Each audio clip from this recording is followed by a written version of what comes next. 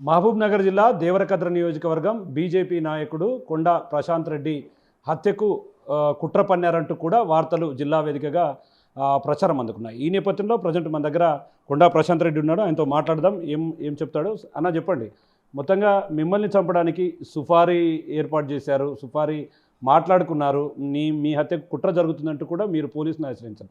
అసలు మీకు ఈ విషయం ఎప్పుడు తెలిసింది? దీనికి సంబంధించి అప్డేట్ గురించి అడిగితే మీరు ఏం చెప్తారు? మాకు మా చుట్టూ జరుగుతున్నటువంటి పరిస్థితులని అబ్జర్వ్ చేస్తే మా మీద ఏదో కుట్ర జరుగుతూ ఉంది, హత్య చేయడానికి ఎవరో ప్రయత్నం చేస్తూ ఉన్నారని కొంత అనుమానం వచ్చింది. అనుమానం వచ్చి పోలీసుకు ఓవరాల్గా సమాచారం ఇచ్చినాం. వాళ్ళు కూడా కొంత రియల్గానే ఉన్నది అన్నప్పుడు వాళ్ళని పిలిపించి మాట్లాడినట్టుగా అనిపించింది. వాళ్ళు ఆటోమేటిక్గా ఏం చేసిరంటే నాకు సంబంధించినటువంటి వ్యక్తులకు ఫోన్ చేయడం, దాని ద్వారా వాళ్ళంతకు వాళ్ళే క్లియర్గా తప్పయింది, ఇంకోసారి ఏదో తెలియక చేసినాము, ఇట్లా మేము ఇన్ని కోట్లు మాట్లాడుకున్నాము, ఈ విధంగా వీళ్ళు ఆఫర్ చేసిర్రు మమ్మల్ని అని చెప్పి వాళ్ళు చెప్పడంతో ఆ ఆడియోలన్నీ కూడా బయటకు వచ్చినాయి. అంటే ఫస్ట్ టైం మనం ఆడియోలను కూడా చూసాం క్లియర్ కట్గా. దాంట్లో ఒక రూప్ సింగ్ అనే వ్యక్తి నరసింహ అనే వ్యక్తితో మాట్లాడుతున్నాడు. సో మీ మీద 2,50,00,000కు మిమ్మల్ని అటాక్ చేయాలంటూ కూడా ఆదేశాలు ఉండడం, డబ్బు కాసేపడి చేస్తున్నాడు.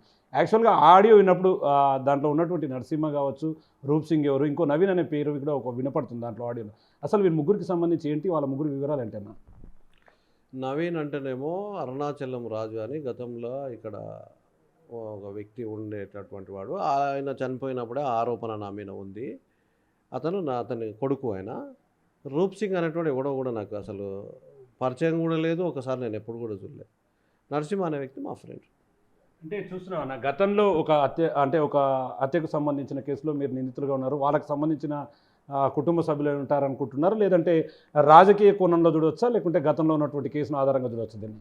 కుటుంబ సభ్యులు ఉన్నారు, కానీ రాజకీయంగా కూడా వారికి ప్రోత్సాహం ఉంటుంది కనుకనే వాళ్ళు ఈ విధంగా ఇవాళ 10 ఏళ్ల తర్వాత కూడా ఈ విధంగా చేస్తున్నారు అనేది ఒక అనుమానం అయితే ఉంది నాకు. అంటే ఓవరాల్గా ఈ కేసుకు సంబంధించి మీరు ఇప్పటికే జిల్లా ఎస్పీని కూడా కలిసినట్టు తెలుస్తుంది. జిల్లా ఎస్పీని కలిసి ఏం రాసిచ్చారు? పోలీసులు కావచ్చు, అటు ఎస్పీ కూడా మీకు ఎట్లాంటి భద్రత కల్పిస్తామని హామీ ఇచ్చారు? ఫస్ట్ ఆఫ్ ఆల్ నాకు ఈ విషయం తెలిసిన వెంటనే రికార్డులన్నీ తీసుకొని పోయి నేను మా ఎంపీ గారిని, డీకే అన్నమ్మ గారిని కలవడం జరిగింది. అమ్మ నాకు ఈ విధంగా ఉందంటే ఇది చాలా సీరియస్ తీసుకోవాల్సినటువంటి విషయం అని ఎంబడే ఎస్పీ గారికి ఫోన్ చేయడం జరిగింది. ఇవన్నీ కూడా విషయం అంతా కూడా క్లియర్గా ఆమెకు ఎక్స్ప్లెయిన్ చేసి చెప్పింది.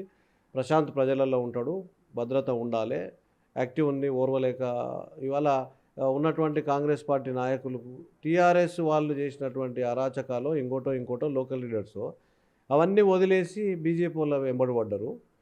ఎందుకు ఈ విధంగా చేస్తున్నారు? ఈ కేవలం దేవరకద్ర నియోజకవర్గంలోనే ఈ విధంగా జరుగుతూ ఉంది కనుక ఒకసారి మీరు పూర్తి ఎంక్వైరీ చేసి ప్రశాంత్ను ప్రొటెక్ట్ చేయాల్సినటువంటి అవసరం ఉందమ్మా అని చెప్పి ఎస్పీ గారికి చెప్పడం జరిగింది. నేను ఎస్పీ గారికి కలిసి కంప్లైంట్ ఇచ్చి విషయాన్ని కూడా క్లియర్గా వివరించింది.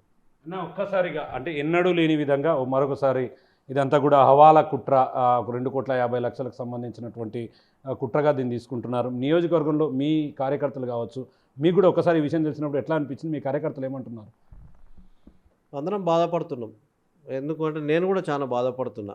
ఎందుకంటే ఆ ఫీల్డ్ అనేది ఎంచుకునేటటువంటి ఇది కాదు. ప్రజలలో ఉండాలి, ప్రజలకు సేవ చేయాలి, ఏదన్నా ప్రజాస్వామ్యయుతంగా గెలవాలి, ఈ విధంగా రాజకీయంగా ఎదుర్కోవాలనే ఒక ఆలోచన ఉంటుంది తప్ప ఈ విధంగా ఇట్లా జరుగుతుంది, మనం ఇంత ముందుకు పోతూ ఉన్నాం ప్రజా సమస్యల మీద, మన ఎదుగుదలను చూసి ఈ విధంగా వాళ్ళు ఆలోచన చేసిండ్రేమో అని ఒక బాధ అనిపించింది.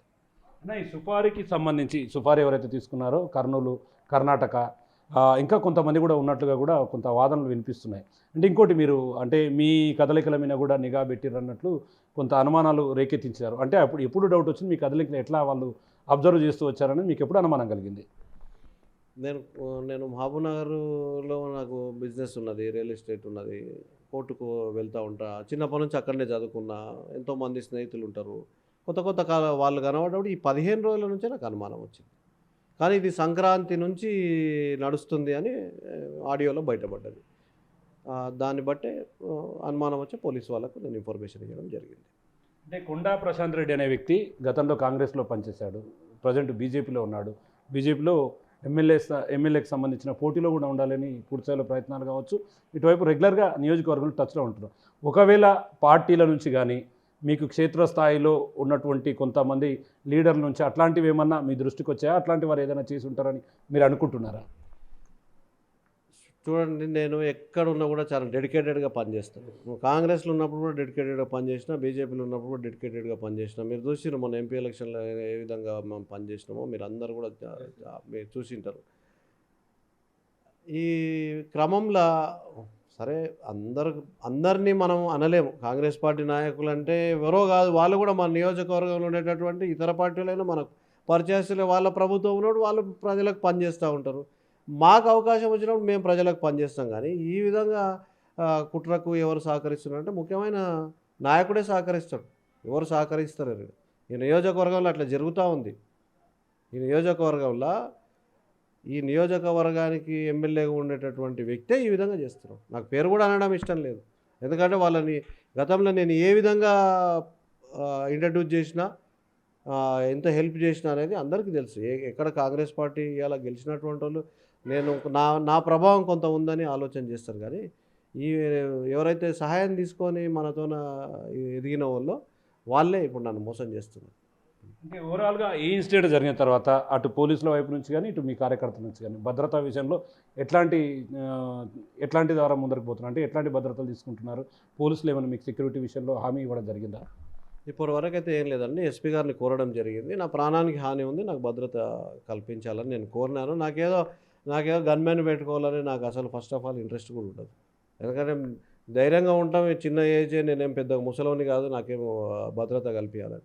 బట్ ఏంటంటే పబ్లిక్గా పనిచేస్తూ ఉంటాం. నా కోసం ఎంతోమంది నా మీద ఆధారపడి ఉంటారు. వాళ్ళ జీవితాలు ఖరాబ్ అయిపోతాయి అనే ఒక ఆలోచనతో నేను భద్రత అడిగాను. మేడం చూస్తా అని చెప్పింది.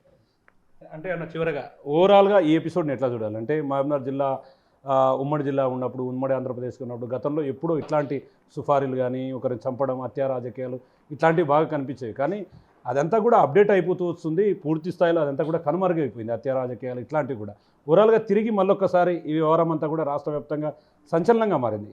ఓవరాల్గా దీని గురించి చెప్పాలంటే ఏం చెప్తారు? ఓవరాల్గా దీన్ని ఎట్లా చూస్తారు? ఇవన్నీ ఎందుకు జరుగుతాయంటే ఈ రౌడీ మూకలు కబ్జాలు చేయడము, వసూళ్ళు చేయడము, ఇటువంటివి జరిగినప్పుడు అటువంటి యువకులు నాకే అన్యాయం జరిగిందనుకో, ఇంత చదువుకొని ఉండి, ఇంత ధైర్యంగా ఉండి, ఇంత సమాజంలో ఉండి అటువంటి వాళ్ళకి కొన్ని సందర్భాలు జరిగినప్పుడు ఇటువంటివి జరుగుతాయి. ఎందుకు వాళ్ళకు భయం కరెక్ట్గా డిపార్ట్మెంట్ నుంచి భయం ఉంటే వాళ్ళు అట్లా చేయకపోతే వేరే వాళ్ళ చేసే అవకాశం ఉండదు కదా. ఇటువంటి సమస్యలు వాళ్ళ నుంచే వాళ్ళ ఈ రౌడీ ఆలోచనలు ఉన్న వాళ్ళ నుంచే వస్తాయి. నాకు కూడా కేసు జరిగింది. ఒక 10 ఏళ్ళు అయింది. మా మీద ఎక్కడన్నా ఏదైనా ఉందా? లేదు. అంటే సందర్భాలు కూడా వేరే ఉంటాయి. కేసులు జరిగే సందర్భాలు కూడా వేరే ఉంటాయి. అటువంటి వాళ్ళని ఫస్ట్ అరికట్టాలి. ఇలా కాంట్రాక్ట్ కిల్లర్స్ అంటే ఏంది? ఇప్పుడు ఏమన్నా గొర్రెల వాళ్ళు కాంట్రాక్ట్ కిల్లర్స్ ఎట్లా సమాజంలో తిరుగుతారు? ఆలోచన చేయండి. దీన్ని కట్టడి చేయాలి. దీన్ని కట్టడి చేస్తే రాజకీయంగా ఎట్లయినా ఎదుర్కొంటారు. రాజకీయంగా ఎవరు ప్రజలకు మంచి చేస్తే వాళ్ళు ఉంటారు. రేపు మేము మంచి చేస్తే రేపు మేము ఉంటాం, వీళ్ళు మంచి చేస్తే వీళ్ళు ఉంటారు. కాంగ్రెస్ ఉండొచ్చు, బీజేపీ ఉండొచ్చు, టీఆర్ఎస్ ఉండొచ్చు, అది వేరే విషయం. కానీ ఎవరైతే కబ్జాలు చేస్తారో, ఎవరైతే వసూళ్ళు చేస్తారో అటువంటి వాళ్ళని మాత్రం ఖచ్చితంగా అరికట్టాలని చెప్పి నేను సూచన చేస్తాను. చూస్తున్నాం మొత్తంగా ఎన్నడూ లేని విధంగా పాలమూరు జిల్లాలో హత్యా రాజకీయాలకు తెరలేపడం మంచిది కాదని, అదేవిధంగా తనకు ఎప్పుడైతే థ్రెట్ ఉందని తెలిసిందో ఆ క్షణమే వెంటనే జిల్లా ఎస్పీని ఆశ్రయించడంతో పాటు మహబూబ్నగర్ ఎంపీగా ఉన్నటువంటి డీకే అరుణతో కూడా ఈ విషయాన్ని చెప్పడం, అదేవిధంగా పూర్తి స్థాయిలో ఈ విషయం పట్ల పోలీసులు తనకు భద్రత కల్పిస్తూనే తనపైన ఎవరైతే ఈ యొక్క హత్యా కుట్రకు పాల్పడ్డారో వారి మీద చర్యలు తీసుకుంటున్నామని పోలీసులు హామీ ఇవ్వడం జరిగిందని చెప్తున్నారు. ఇది ఓవరాల్గా దేవరకద్ర నియోజకవర్గం కొండా ప్రశాంత్ రెడ్డిపై జరుగుతున్నటువంటి హత్యా కుట్రకు సంబంధించినటువంటి అప్డేట్. కెమెరా పర్సన్ నగేష్తో శంకర్, బిగ్ టీవీ, దేవరకద్ర నుండి.